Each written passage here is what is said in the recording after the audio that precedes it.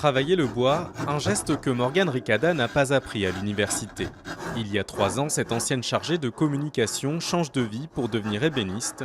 Après une formation, elle ouvre son atelier et se lance dans la création d'objets en bois massif. C'est pas tous les jours évident, mais je me sens, on va dire, accomplie et même si par rapport, on va dire, au niveau économique, c'est peut-être plus difficile, mais je regrette pas du tout mon choix de faire quelque chose de mes mains et d'être artisan aujourd'hui. Comme Morgane, ils sont de plus en plus de jeunes diplômés en France à renoncer à une carrière toute tracée pour se lancer dans un métier moins bien payé, mais plus épanouissant. Selon une étude de l'Institut supérieur des métiers, 26% des nouveaux chefs d'entreprise artisanales étaient diplômés du supérieur en 2010, contre 15% 4 ans plus tôt. De jeunes cadres brillants promis à une carrière prestigieuse mais qui plaquent tout, ce journaliste y a même consacré un livre. Pourquoi autant de reconversions ? En cause selon lui une évolution du travail vers une économie digitale au détriment des rapports humains. Ils envoient beaucoup de mails, ils en reçoivent, ils vont à des réunions. Mais c'est vrai qu'au final, ils ont l'impression de ne rien faire de concret ou de palpable à la fin de la journée.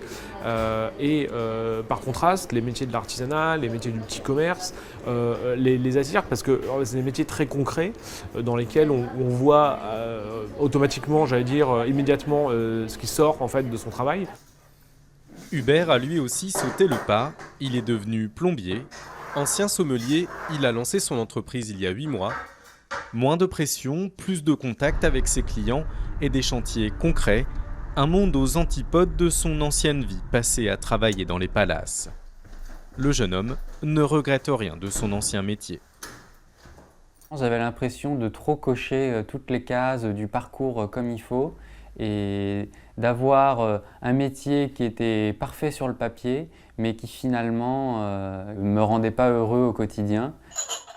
Selon un récent sondage Odoxa, 85% des Français estiment qu'il est bon de changer de métier au moins une fois. Une petite révolution dans un pays où rester dans la même entreprise toute sa carrière a longtemps été perçu comme une marque de réussite. Avec un score dépassant 76%, Vladimir Poutine vient d'être réélu pour un 4e mandat à la tête de la Russie. Une grande victoire pour le président qui a tenu à saluer ses militants venus nombreux pour célébrer cette victoire.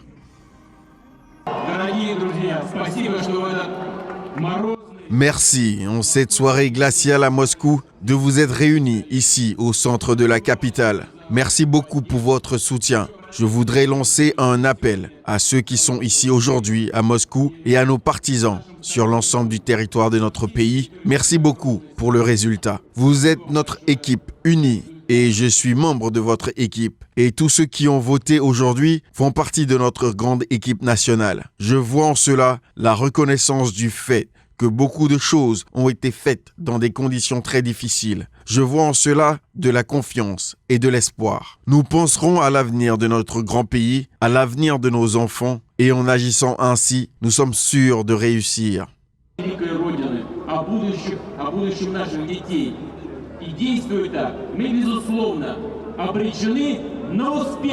Vladimir Poutine devance le candidat du Parti communiste Pavel Grudinin qui ne récolterait que 12% des voix devant l'ultranationaliste Vladimir Zhirinovsky autour de 6% et la journaliste proche de l'opposition libérale Ksenia Sobchak avec 1,5%. Cette victoire lui permettra de rester à Kremlin jusqu'en 2024.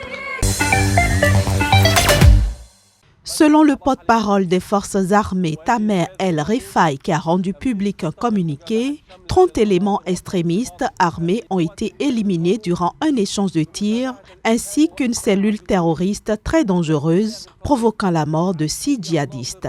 4 membres des forces armées ont été tués et 8 blessés au cours de ces opérations. Au total, plus de 100 djihadistes et au moins 20 militaires ont été tués depuis le lancement de la campagne Sinaï 2018 le 9 février dernier. Plus de 2000 personnes ont été arrêtées, dont 345 au cours des 5 derniers jours, comprenant des éléments terroristes très dangereux et des criminels recherchés. Selon le porte-parole de l'armée, des dizaines de repères et d'armes ont également été détruits. Les forces de sécurité égyptiennes soupçonnent le groupe État islamique de vouloir installer un nouveau foyer dans le Sinaï après sa défaite en Irak et en Syrie. Fin novembre, le président Abdel Fattah al-Sisi avait donné 3 mois à son chef d'état-major et à son ministre de l'Intérieur pour rétablir la sécurité et la stabilité dans le Sinaï. Cette injonction avait été lancée quelques jours après une attaque contre une mosquée dans le nord de la péninsule qui avait fait 300 morts. Rebondissement dans l'enquête sur des soupçons de financement libyen de la campagne présidentielle victorieuse de Nicolas Sarkozy. L'ancien président français a été arrêté et placé en garde à vue tôt ce mardi matin. Il a été interpellé pour être entendu par les policiers de l'Office central de lutte contre la corruption et les infractions financières et fiscales à Nanterre, près de Paris. Des juges du pôle financier enquêtent depuis avril 2013 sur des accusations de financement de la campagne présidentielle de Nicolas Sarkozy par la Libye de l'ex-dignitaire Mouammar Kadhafi. Des accusations formulées par l'intermédiaire franco-libanais Ziad Takieddine et d'ex-responsables libyens et toutes réfutées par l'ancien chef de l'État français. Selon une source proche du dossier, Brice Hortefeux, un proche de Nicolas Sarkozy, qui fut ministre durant son quinquennat, est lui aussi entendu en audition libre depuis mardi matin. Toujours dans le cadre de cette affaire, l'ex-secrétaire général de l'Élysée, Claude Guéant, a lui aussi été mis en examen pour faux, usage de faux et blanchiment de fraude fiscale en bande organisée. Ce dossier a émergé en 2012 suite à la publication par Mediapart d'une note laissant penser à un financement libyen de la campagne de Nicolas Sarkozy. Ces incidents interviennent juste après la commémoration du 2e anniversaire de la riposte à des attaques terroristes spectaculaires et coordonnées à Ben Guerdane. Un djihadiste présumé s'est fait exploser et un deuxième a été abattu par les forces de l'ordre après des échanges de tirs dans la région. L'incident s'est produit dans une zone désertique proche d'une réserve naturelle frontalière de la Libye où les deux assaillants semblaient se diriger. Les deux hommes avaient en leur possession de l'argent libyen, des grenades et des munitions. Ils portaient également des ceintures d'explosifs. La situation sécuritaire en Tunisie s'est largement améliorée ces 2 dernières années, mais les autorités locales appellent toujours à la vigilance. Pour rappel, le 7 mars 2016, des djihadistes avaient en effet tenté, sans succès, de prendre pied en Tunisie en attaquant un poste de police, un poste de la garde nationale et une caserne militaire, faisant 13 morts parmi les forces de sécurité et 7 parmi les civils. Au moins 55 djihadistes ont été tués. En vigueur depuis fin 2015, l'état d'urgence sur l'ensemble du territoire tunisien a été récemment prolongé pour 7 mois.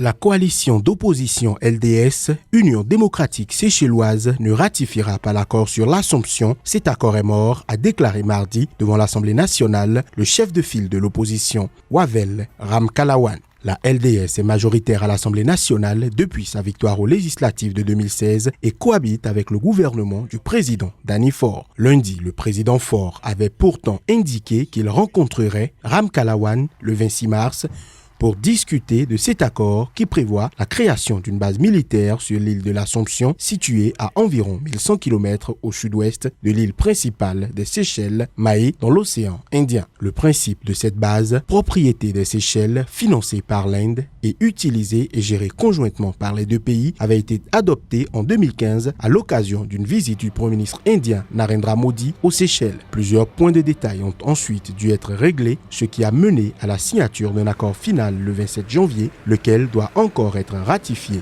par l'Assemblée nationale.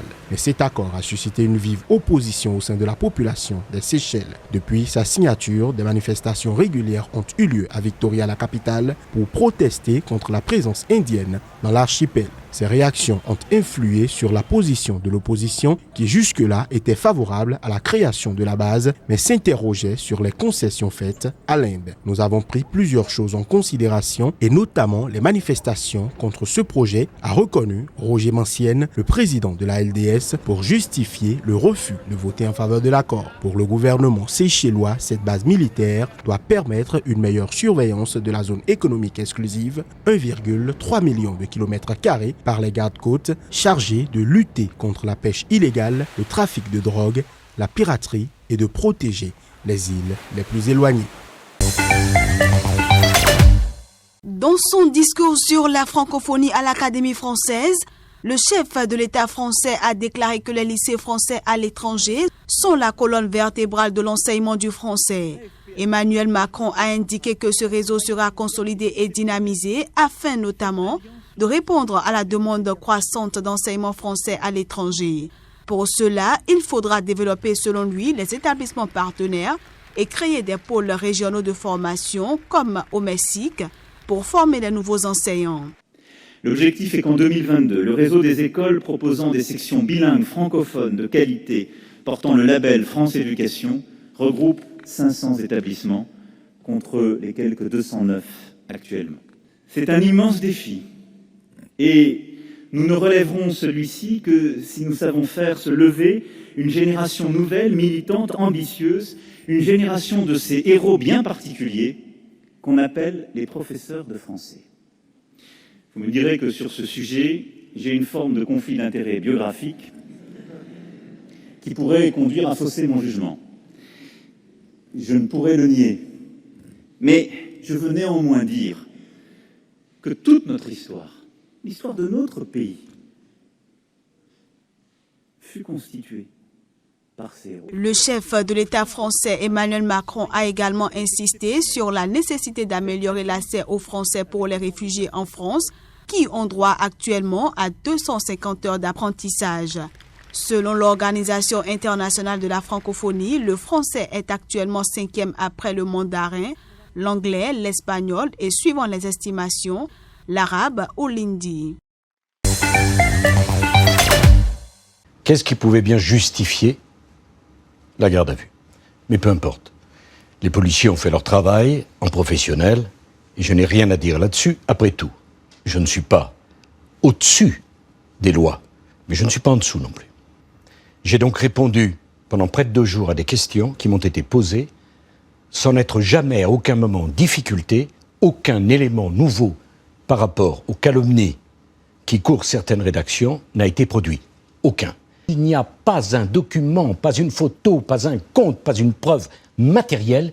Il n'y a que la haine, la boue, la médiocrité, la malveillance et la calomnie. Ça me prendra 1 an, 2 ans, 10 ans. Mais je pourfendrai cette bande. Je ferai triompher mon honneur. Et je n'ai pas l'intention de céder 1 centimètre de terrain à cette bande. On n'a pas le droit de jeter les gens à la boue parce qu'une bande d'assassins, d'escrocs, de menteurs, de manipulateurs a fait ce qu'ils ont fait. La politique, c'est fini. Mais la France, ça ne sera jamais fini. Je tiens à dire que nous avons fait tous les efforts nécessaires et que nous avons travaillé de manière pratique. Nous savons que nous sommes en lice contre le président Abdel Fattah al-Sisi, qui a une base solide et qui jouit d'une grande popularité. Bien sûr, notre objectif dans cette élection est d'atteindre le pourcentage le plus élevé possible. J'espère atteindre les 51%. Je n'ai jamais été une décoration pour quiconque. J'ai toujours eu mon rôle. Nous avons notre patriotisme et notre amour pour notre pays. Nous n'avons besoin de personne pour nous diriger. Nous avons nos entreprises. Nous savons qui nous sommes, notre patriotisme et notre histoire. Grâce à Dieu, nous regardons l'Égypte et quel pourrait être notre rôle pour que ce pays soit sûr et que personne ne le prenne comme proie. Je voudrais adresser mes remerciements au président Abdel Fattah al-Sisi et lui confirmer que la compétition est un principe et une dignité que nous respectons tous. Je crois que cette compétition est au bénéfice de notre chère Égypte. Quel que soit le résultat final, mon respect pour vous et vos réalisations resteront un idéal dans ma vie et à l'avenir que Dieu seul connaît. في حياتي ومستقبلي الذي يعلمه الله وحده سبحانه وتعالى.